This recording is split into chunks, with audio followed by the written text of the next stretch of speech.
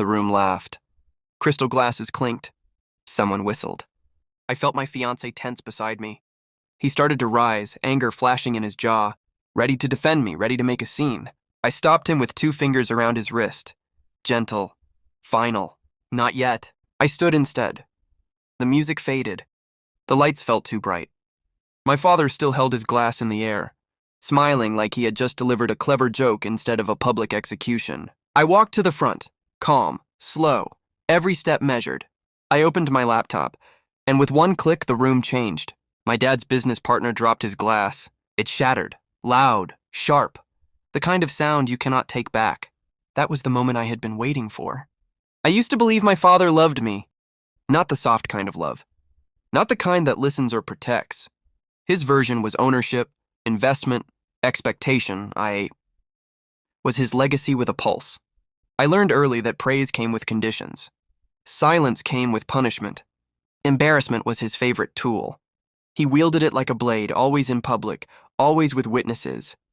When I met my fiancé, my father smiled the way sharks do. Slow, appraising. He called him useful.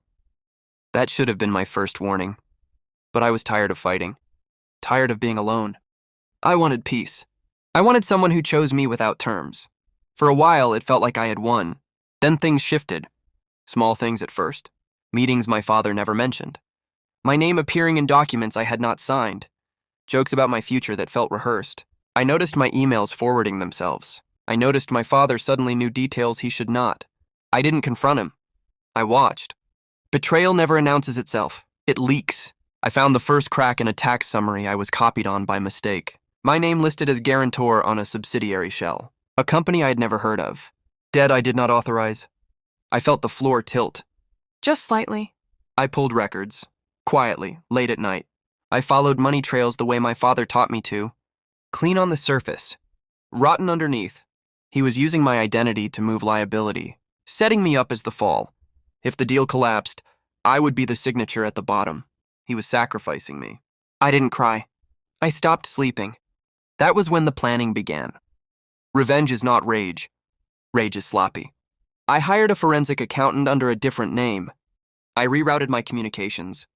I documented everything, every email, every call, every silent approval he thought I would never notice.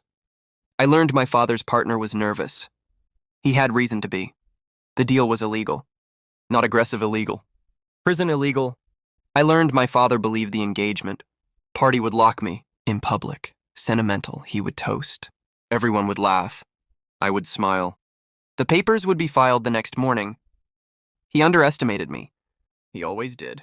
I prepared one document. Just one, clean, undeniable. A timeline of transactions tied to his partner's private offshore accounts, signed approvals, dates, digital fingerprints. I didn't need more. I needed timing. The engagement party was perfect, expensive, loud, full of people who mattered to him. That mattered to me.